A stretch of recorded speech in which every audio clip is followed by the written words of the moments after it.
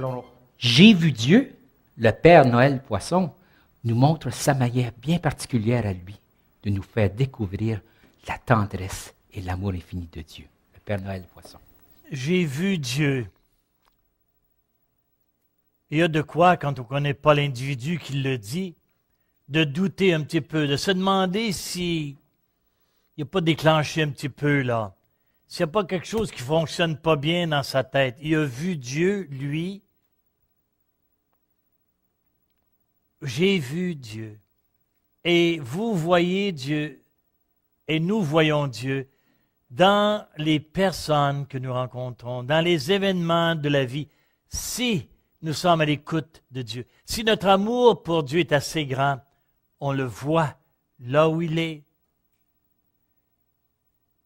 Il me revient toujours en tête l'image de cette jeune fille qui est de l'aînée de mes amis, d'un couple, et puis qui est fiancée. Elle a changé de travail dernièrement, puis elle me disait, viens donc voir. Viens voir mon nouveau bureau, là où je travaille. Alors, je lui ai promis, j'irai. Alors, un jour, j'ai arrêté à son travail, et puis j'entre au bureau. De fait, elle a un très beau bureau, elle est bien équipée, puis tout ce qu'il faut, elle travaille à l'informatique. Alors, il y avait son informatique, il y avait ses papiers tout bien classés, puis à droite, la photo de son chum, de son fiancé. Arrive, puis tout de suite, elle dit, c'est mon fiancé. Elle dit, non, je n'ai pas eu l'occasion de le connaître. Elle dit, il est beau, hein?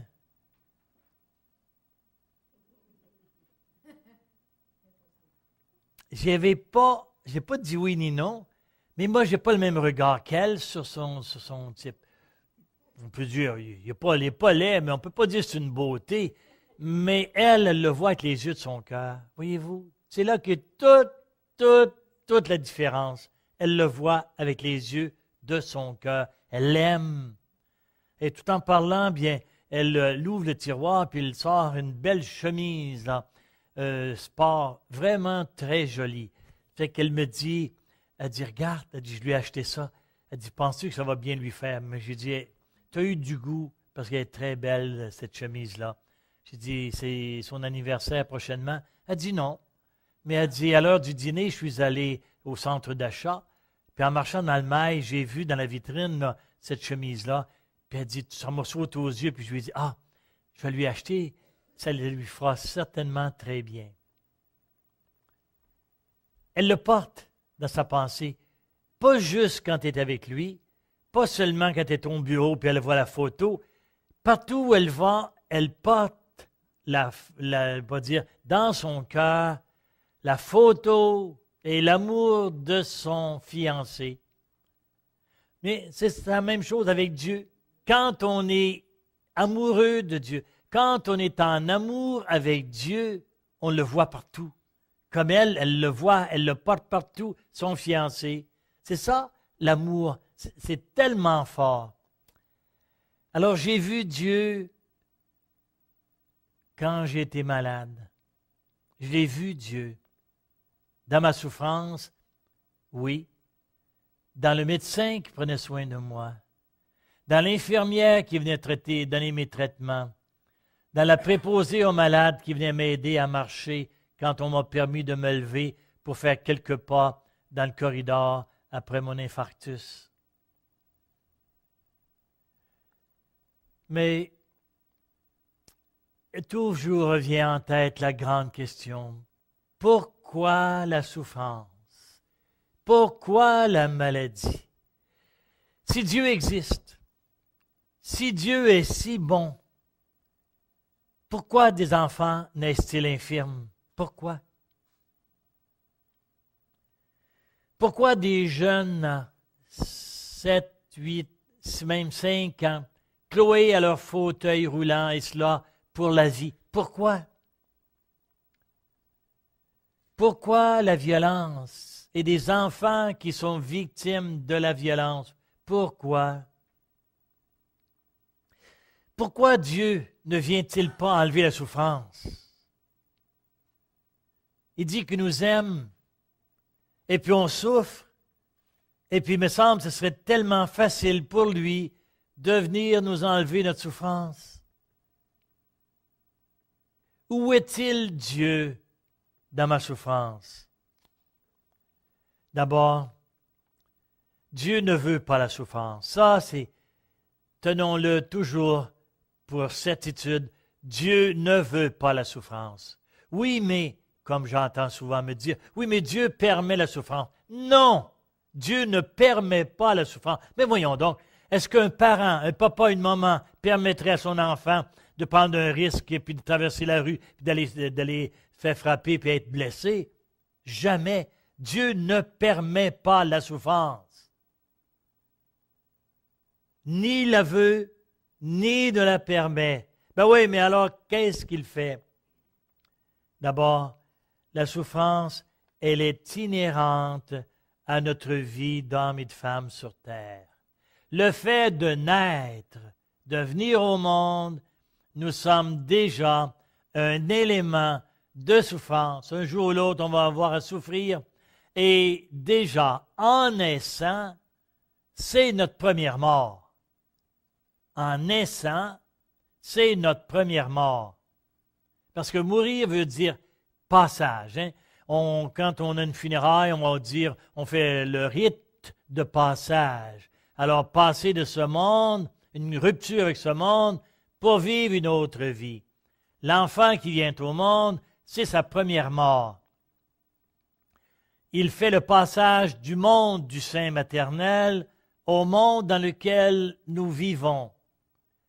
Et si on lui demandait tout bonnement, avant de naître, « Veux-tu naître? » il dirait non. Il dirait non. Pourquoi? Il ne connaît pas d'autre chose.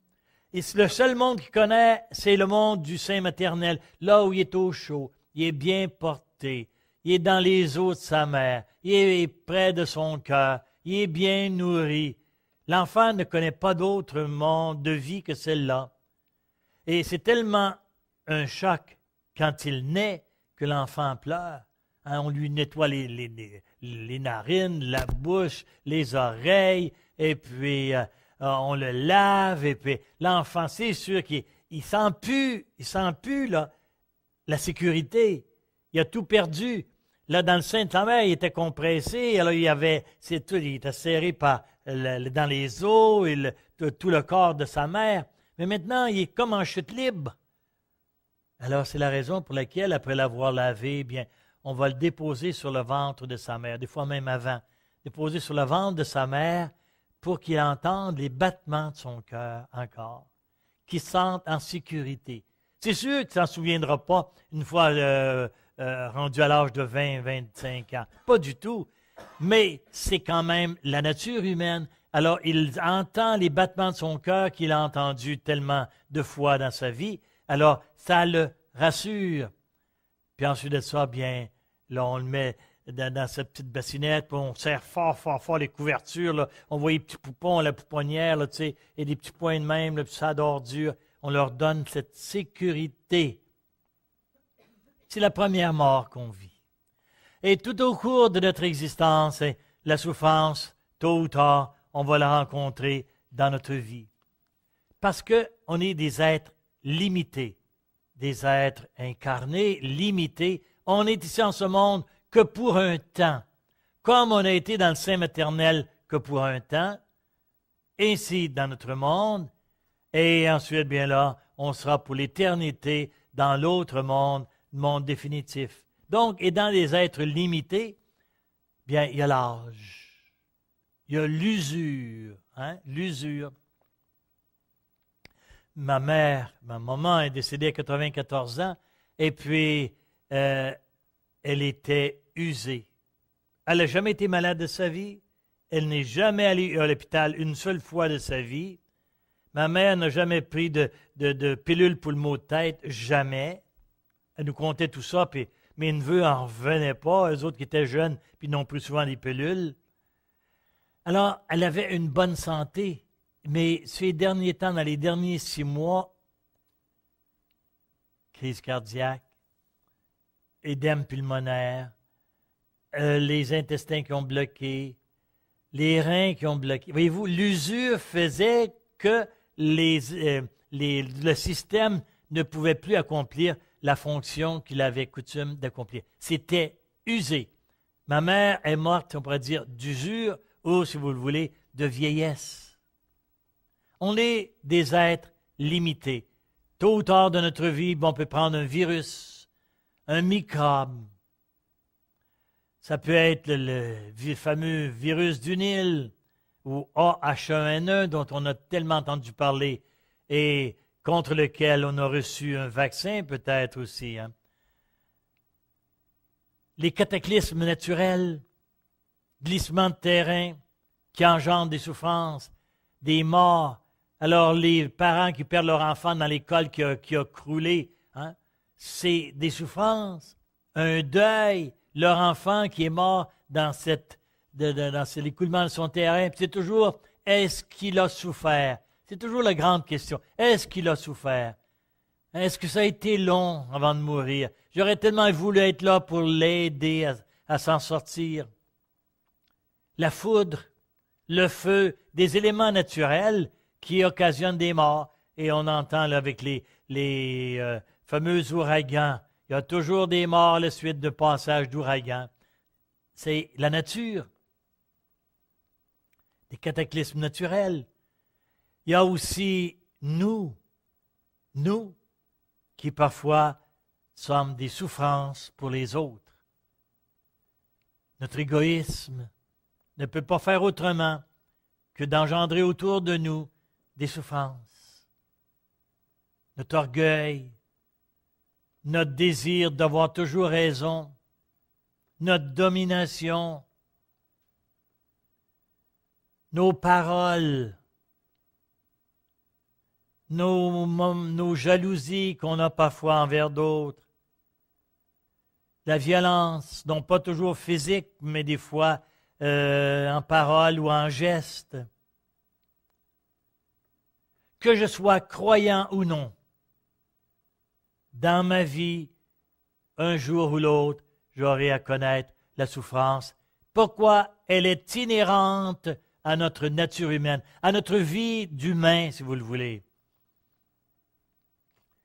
Et comment voulez-vous que Dieu veuille ça? Mais Dieu savait bien qu'on est des êtres, en nous créant des êtres limités, que nous allons connaître la souffrance. D'ailleurs, lui-même, Jésus, l'a connu, cette souffrance. Et puis avant la passion même, hein, quand on était contre lui, quand on le ridiculisait, quand on allait même jusqu'à dire que s'il faisait des miracles, des guérisons, c'était à cause de Béelzéboul, le prince des démons. Imaginez-vous. Tu sais, on inventait tout pour enlever la croyance en Jésus. Jésus a eu à souffrir de ça, avoir des gens qui, il leur apportait l'amour, il leur apportait la parole du Père, et puis ils n'écoutaient absolument pas, ils avaient raison, ils ne voulaient rien savoir de Jésus de Nazareth. D'ailleurs, on s'est organisé aussi pour l'éliminer.